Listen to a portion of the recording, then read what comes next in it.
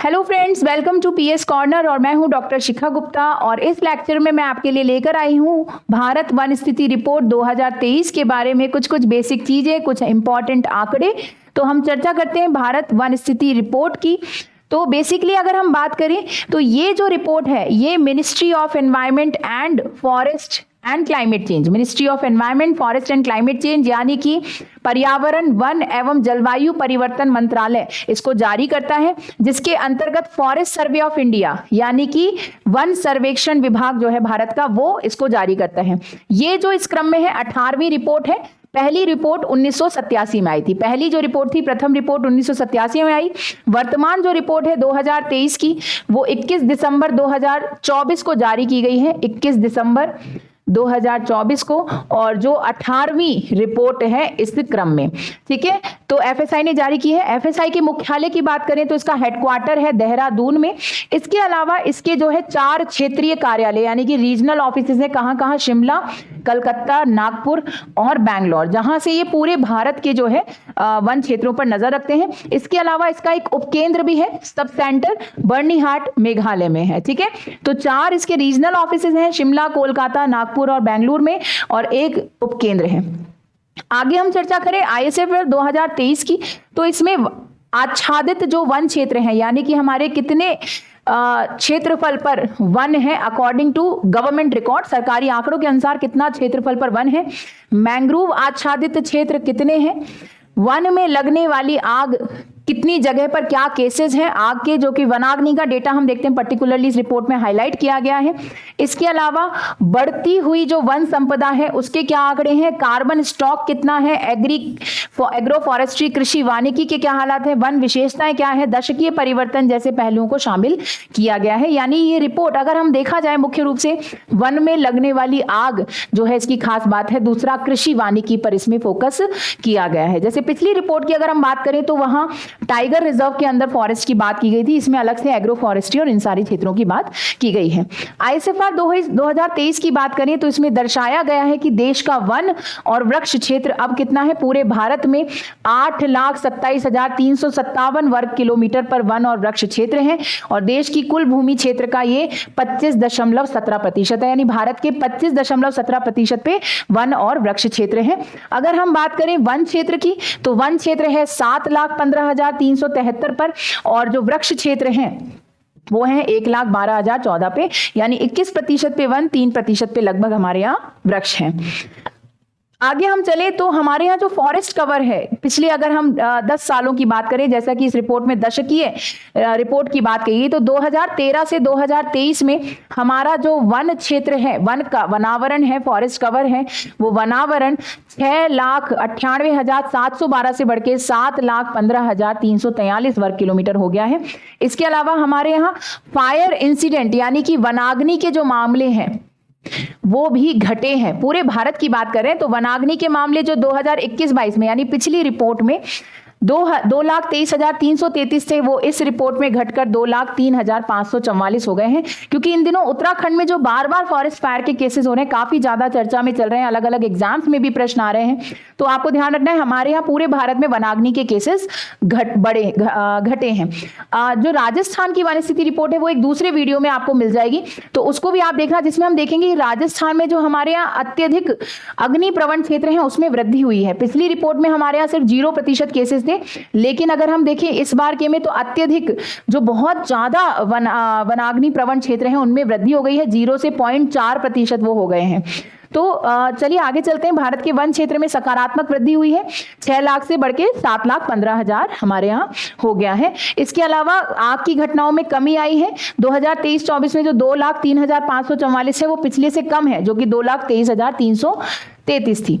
अगर हम बात करें इसमें तो एनडीसी जो हमारा कार्बन सीक्वेस्ट्रेशन के टारगेट्स हैं, है ना, जो नेशनली डिटरमाइंड जो हमारे टारगेट्स हैं उसके अंदर हम देखते हैं कार्बन स्टॉक हमारा कितना हो गया है, 30.43 बिलियन टन का हो गया है। भारत का कार्बन स्टॉक 30 बिलियन टन लगभग हम ये बोल सकते हैं कि हो गया है, और इंडिया ने 2.29 बिलियन टन का एडिशनल कार्बन सिंक भी तैयार कर लिया है, और 2030 तक हमारा टारगेट है 2.5 से 3 बिलियन टन का कार्बन स्टॉक तैयार करना, ठीक है, कार्बन सिंक तैयार करना। तो हम देखें तो भारत के राष्ट्रीय स्तर पर जो निर्धारित हमारे योगदान है, एनडीसी जो हमारे लक्ष्य हैं उसके अनुसार जो पेरिस में डिसाइड किए गए थे 2015 में, पेरिस में डिसाइड जो हर देश ने अपने दायित्व लिए थे, उसके अंदर भारत ने जो टारगेट लिया था उसमें से हम 30.43 बिलियन टन कार्बन डाइऑक्साइड का जो समकक्ष कार्बन सिंक है वो हम हासिल कर चुके हैं। 2005 के में जो वन और वृक्ष आच्छादन है उसमें हमने अतिरिक्त 2.29 बिलियन टन कार्बन सिंक जो है उसको ऐड किया है और 2030 तक हम 2.5 से 3 बिलियन टन का कार्बन सिंक तैयार करने की हमारी फिराक में है। आगे हम बात करें मैंग्रोव कवर भारत में, तो मैंग्रोव कवर हमारा 4,992 स्क्वायर किलोमीटर पे मैंग्रोव है। बैम्बू की बात करें, बांस की बात करें, तो बांस में भी हम 5,227 वर्ग किलोमीटर का एरिया हमारे ऐड हुआ है। कार्बन स्टॉक की बात करें तो कार्बन स्टॉक भी जो है 7,285.5 मिलियन टन, जिसमें हमने 81.5 मिलियन टन की वृद्धि की है। ये भी हमारे यहाँ एक अच्छा आंकड़ा है। तो हम बात करें हरित भारत के लिए राष्ट्रीय मिशन, हम कुछ सारी योजनाओं की बात भी इसमें करने वाले हैं। तो इन योजनाओं की बात करें तो इनमें है हरित भारत के लिए राष्ट्रीय मिशन, है ना, हरित भारत के लिए राष्ट्रीय मिशन, GIM इसे बोलते हैं, ग्रीन इंडिया मिशन, और ये फरवरी 2014 में शुरू किया गया था। इस मिशन का उद्देश्य था जो हमारी संयुक्त वन प्रबंधन समितियां हैं, जॉइंट फॉरेस्ट मैनेजमेंट कमिटीज हैं, जॉइंट फॉरेस्ट मैनेजमेंट का कॉन्सेप्ट भारत लेके आया 1988 में, और इसके अंतर्गत हम कम्युनिटी पार्टिसिपेशन यानी सामुदायिक भागीदारिता से वन प्रबंधन करने की कोशिश करते हैं, जिसमें गांव के स्तर पर, संभाग पे स्तर पर यानी डिवीजन लेवल पे, और स्टेट के लेवल पे यानी राज्य के स्तर पर जॉइंट फॉरेस्ट मैनेजमेंट किया जाता है। इन संयुक्त वन प्रबंधन समितियों के माध्यम से संरक्षण, बहाली और विस्तार पहल के माध्यम से भारत के वन क्षेत्र को बढ़ाना है।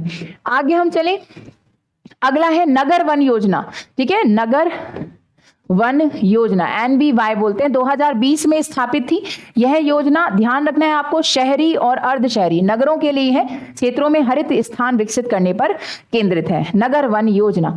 इसके अलावा हम देखें स्कूल नर्सरी योजना, पौधों के महत्व के बारे में जागरूकता बढ़ाने के उद्देश्य पूरे भारत में स्कूलों में वृक्षारोपण को प्रोत्साहित करती है स्कूल नर्सरी योजना। फिर हम देखें तटीय आवास और मूर्त आय के लिए मैंग्रोव पहल, मिष्टी स्कीम जो काफी लाइमलाइट में रही, मैंग्रोव इनिशिएटिव,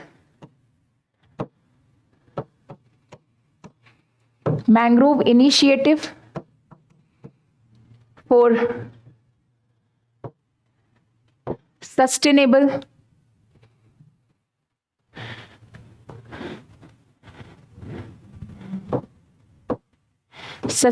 हैबिtat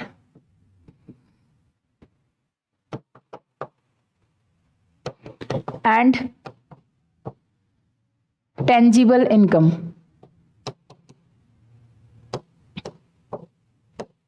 ठीक है, मिष्टी स्कीम थी ये, और ये 5 वर्षीय पहल 2023 से 2028 के मध्य के लिए पिछले बजट में प्रारंभ की गई थी, जिसका उद्देश्य है भारत के तटीय क्षेत्रों में मैंग्रोव को बहाल करना और बढ़ावा देना, जिससे तटीय आवासों की स्थिरता को बढ़ावा मिलेगा। ठीक है, आगे हम चले, राष्ट्रीय तटीय mission, national coastal mission mangrove और कोरल रीफ की बात करता है, संरक्षण और प्रबंधन की बात करता है। मैंग्रोव और कोरल रीफ यानी कि जो हमारे प्रवाल भित्तियां हैं उनके 9 तटीय राज्यों और 1 केंद्र शासित प्रदेश, जो हमारे 9 कोस्टल स्टेट है, और पुडुचेरी जो हमारा केंद्र शासित प्रदेश है, उसके अंदर ये फैली हुई है, और इसका उद्देश्य है इन महत्वपूर्ण पारिस्थितिकी प्रणालियों की सुरक्षा करना, मैंग्रोव की, और बेसिकली एक पेड़ मां के नाम, ये इसी वर्ष 5 जून 2024 को शुभारंभ किया गया था इस अभियान का, और यह अभियान नागरिकों को माताओं के सम्मान में पेड़ लगाने के लिए प्रोत्साहित करता है, जिससे प्रकृति और पोषण के बीच गहरा संबंध बढ़ता है। वैसे भी मां के नाम पे हम थोड़े ज्यादा इमोशनल होते हैं, भावुक होते हैं, इसलिए हम वन लगाने के लिए प्रेरित हो सकते हैं। अगला है कैंपा, प्रतिपूरक वनारोपण निधि प्रबंधन एवं योजना प्राधिकरण, कंपेंसेटरी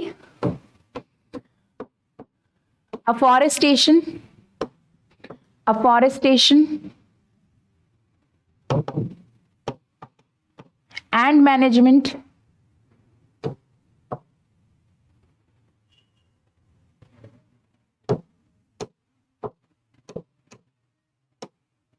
and planning authority।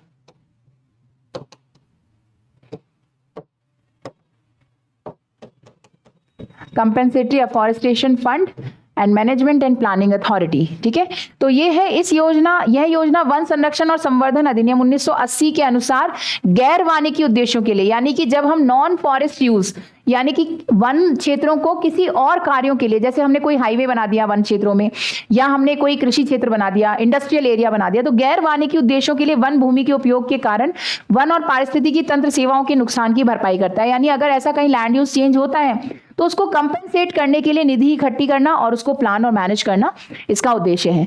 वनाग्नि पर राष्ट्रीय कार्य योजना, फॉरेस्ट फायर पर नेशनल एक्शन प्लान 2018, यह योजना वन में लगने वाली आग को रोकने के लिए, नशीलापन बनाने और अग्नि नियंत्रण और रोकथाम के लिए सामुदायिक क्षमता बढ़ाने के उपाय प्रदान करती है। आगे हम चले, संयुक्त वन प्रबंधन और पारिस्थितिकी विकास समितियां, राष्ट्रीय वन नीति 1988 के अनुरूप बेहतर वन और वन्य जीव संरक्षण के लिए संयुक्त वन प्रबंधन JFMC, जिसके बारे में अभी मैंने आपको बताया कि ग्रामीण, संभाग और राज्य स्तर पर बेसिकली सामुदायिक भागीदारिता को बढ़ाता है। फिर हम बात करें भारतीय वन अधिनियम 1927, वन अधिनियम 1980 और वन्य जीव अधिनियम 1972, इनकी हम बात करें तो इनका उद्देश्य है वन्य जीव प्रजातियों, उनके आवासों की रक्षा करना, जिसमें राष्ट्रीय उद्यान और अभ्यारण्य जैसे संरक्षित क्षेत्रों का निर्माण भी शामिल है। नेशनल, अगर हम देखें नेशनल पार्क और जो हमारे वाइल्ड लाइफ सैंक्चुरीज हैं, उनका निर्माण इसके अंतर्गत ही, इसके तहत ही किया गया है।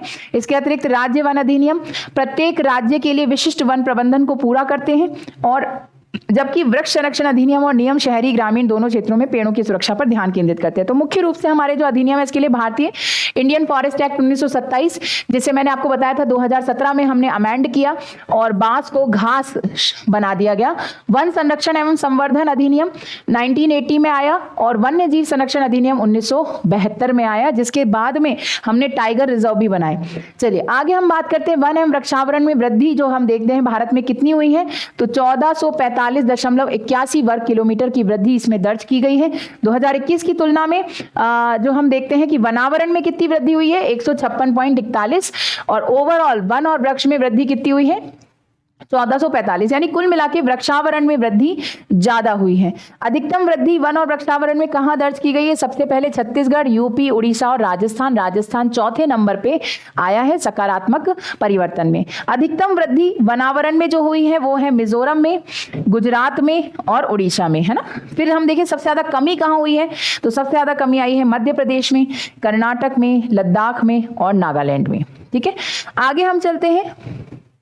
क्षेत्रफल के हिसाब से सबसे अधिक वन क्षेत्र वाले शीर्ष 3 राज्य कौन से हैं, तो शीर्ष 3 राज्यों में सबसे ज्यादा फॉरेस्ट एरिया है एमपी में, अरुणाचल प्रदेश में, देन छत्तीसगढ़ में। ठीक है, और यदि हम बात करें प्रतिशत की दृष्टि से, यानी किसी राज्य का प्रतिशत कितना है, कितने प्रतिशत पर उसके वनावरण है, तो सबसे ज्यादा लक्षद्वीप में 91.33%, दूसरे नंबर पे मिजोरम 85.34%, अंडमान एवं निकोबार 81.62%, यानी लक्षद्वीप के 91% क्षेत्रफल पर वन है, मिजोरम के 85% पे वन है और अंडमान निकोबार के 81% पे वन है।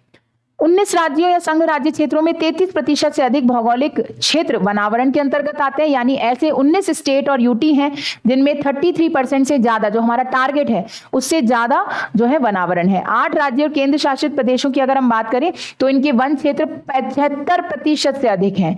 ऐसे 8 राज्य कौन कौन से, मिजोरम, लक्षद्वीप, अभी हमने देखा ही लक्षद्वीप में तो 91% क्षेत्रफल पर है, तो मिजोरम, लक्षद्वीप, अंडमान निकोबार, अरुणाचल प्रदेश, नागालैंड, मेघालय, त्रिपुरा, मणिपुर, यानी कि उत्तर पूर्वी राज्यों में मुख्य रूप से हम देखते हैं 75% से अधिक पर वन जो है यहाँ पे पाए जाते हैं। यहाँ पे असम को छोड़ दें, बाकी 7 सिस्टर्स सारी इसके अंदर शामिल हैं। फिर हम आगे बात करें, देश का वन कार्बन स्टॉक जो है 7285.5 मिलियन टन अनुमानित है, जो वर्ष 2021 की तुलना में 81.5 मिलियन टन अधिक है। शीर्ष पे कौन है कार्बन स्टॉक के मामले में, सबसे ज्यादा कार्बन स्टॉक अरुणाचल प्रदेश में, फिर एमपी में, फिर छत्तीसगढ़ में और फिर महाराष्ट्र में है। भारत में मैंग्रोव की बात करें तो मैंग्रोव आवरण 4991.68 वर्ग किलोमीटर है, जो कुल भौगोलिक क्षेत्र का 0.15% है, जिसमें 2021 में 7.43% वर्ग किलोमीटर की कमी आई है। ठीक है, तो हम देखते हैं मैंग्रोव में हमारे 2021 से बल्कि कमी आ गई है और हमारे यहाँ की 0.15% पर ही मैंग्रोव है, और यही वजह है कि 2023 का बजट है उसमें मिष्टी योजना लाई गई बेसिकली मैंग्रोव को प्रोटेक्ट करने के लिए। गुजरात में मैंग्रोव आवरण में 36.39 वर्ग किलोमीटर की कमी देखी गई है। आंध्र प्रदेश और महाराष्ट्र में 13.1 और 12.39% की कमी जो है देखी गई है। तो यहां पे हम देख रहे हैं कि कमी दर्ज की जा रही है। मैंग्रोव कवर की बात करें तो सबसे ज्यादा मैंग्रोव कवर हम देखते हैं हमारे यहाँ का है पश्चिम बंगाल में सुंदरबन का डेल्टा, पूरे विश्व का सबसे बड़ा डेल्टा है और यहाँ पे जो हमारा सुंदरबन जो है वो मैंग्रोव है पूरा। तो सबसे ज्यादा वेस्ट बंगाल में है।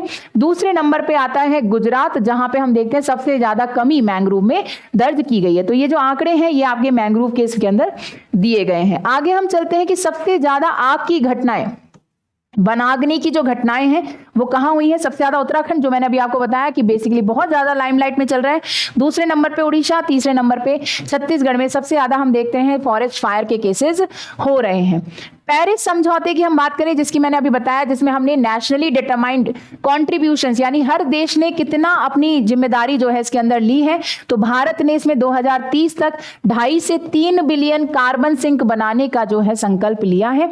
इसके अलावा हम बात करते हैं बॉर्न चैलेंज की। तो भारत ने बॉर्न चैलेंज के भाग के रूप में वर्ष 2030 तक 26 मिलियन हेक्टेयर बंजर भूमि को पुनर्स्थापन के अंतर्गत लाने का भी संकल्प लिया है। आगे हम बात करें आजीविका, भारत के वन वैश्विक मानव आबादी के 17% और विश्व के कुल पशुधन के 18% की आजीविका का समर्थन करते हैं। यानी भारत में जो वन है वो उस पर हमारे यहाँ की 17% जनसंख्या और 18% जो पशुधन है वो रिलाय करता है। वैश्विक स्थिति की बात करें तो FAO द्वारा जो है फूड एंड एग्रीकल्चर ऑर्गेनाइजेशन है, FAO USA द्वारा संचालित वैश्विक वन संसाधन आकलन GFRA 2020 के अनुसार भारत वन क्षेत्र के मामले में विश्व के शीर्ष 10 देशों में शामिल है और वर्ष 2010 से 2020 के बीच वन क्षेत्र में उच्चतम वार्षिक शुद्ध वृद्धि के लिए तीसरे स्थान पर है। यानी भारत ने 3rd रैंक हासिल की है जिसमें हमने फॉरेस्ट इंक्रीज किया है।